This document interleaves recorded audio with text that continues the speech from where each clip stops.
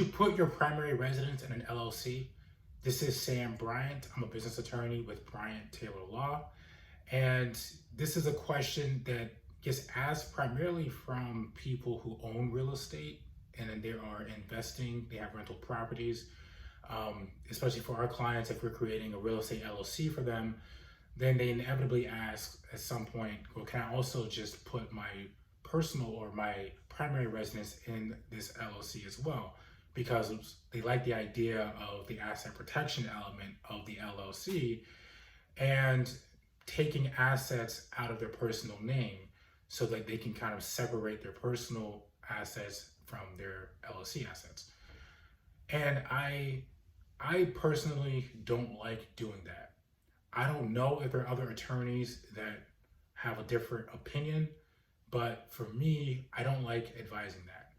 And it's because the function of an LLC is really it's the idea that you are formalizing the structure of a business. So if you're putting rental properties into an LLC, then you are now engaged in the business of real estate investing. And the income that you're making from those rental properties is revenue for that LLC. And the expenses that you're incurring from owning those properties are expenses of the LLC. And by function of going into that type of business, you get liability protection for the owners of the LLC, which would be you or any other business partners you have.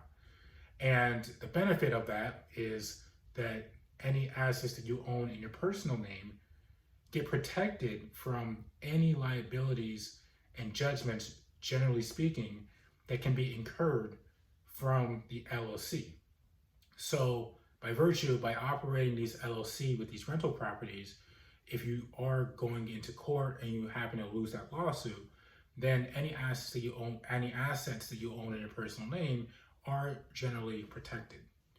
So putting your personal residence into an LLC could have adverse consequences because you could end up in a scenario where you're lumping your personal residence into an LLC that owns other rental properties or other assets. And if that LLC end up in a lawsuit and they lose that lawsuit, then your home gets considered an asset of the LLC. And so there is no longer that separation between that personal asset and your LLC assets. Now, if you kept them separate, so if you kept your personal residence outside of the assets of the LLC, then in that same scenario, your personal residence generally would not be subjected to the judgment against your LLC. But those rental properties inside the LLC or whatever other assets you put inside the LLC will be subjected to any judgments against that LLC. So that's one reason.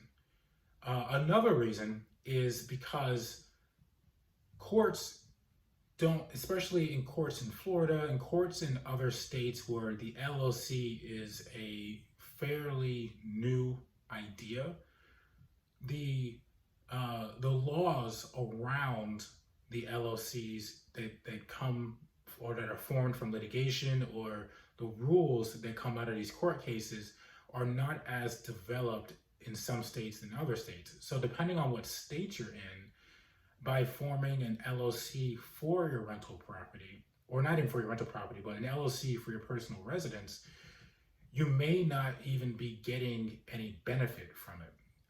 So, for example, let's just say that you heeded my first example and you decide, all right, well, I won't put my primary residence in a LLC that owns other property. I'll just put my primary residence in one LLC, and then the only asset of that LLC will be the personal residence. If you end up doing something like that, you may not even end up getting any liability protection whatsoever, because it could be possible that if you were to ever end up in a lawsuit and you want to have you want to have that personal property protected, a court may not even recognize that LLC. And the reason would be is because you're not forming the LLC for a legitimate business purpose.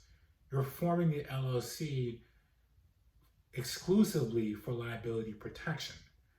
And there's some courts that may not like that. So if you're going to be forming an LLC, it needs to be for a legitimate business purpose.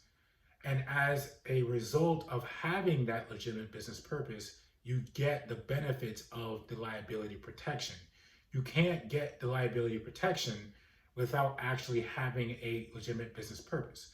So that's why when it comes to forming LLCs in real estate, I typically don't advise clients to, or at least I don't advise my clients to put their primary residences in an LLC, because the reasons why they're doing it is mainly for liability protection.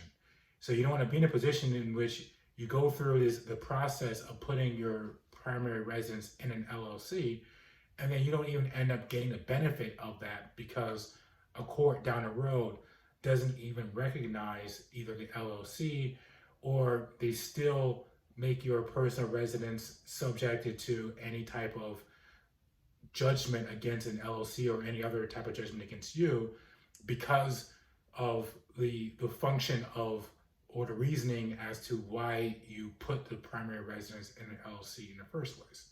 So just to bring it all home, when you have a primary residence and if you're motivated by the liability protection of having an LLC, think twice about putting your primary residence into an LLC, whether that LLC has other properties or whether you're creating the LLC for the purpose of putting your residence in it. I don't see a lot of benefit to it, and there are a few risks. So that just leads me to believe that it's just generally not something that you'd want to do. Hope you find that video helpful. We have plenty of other videos on the channel that help you grow and protect your business. And if you need to speak to a Florida business attorney, our contact information is in the description below.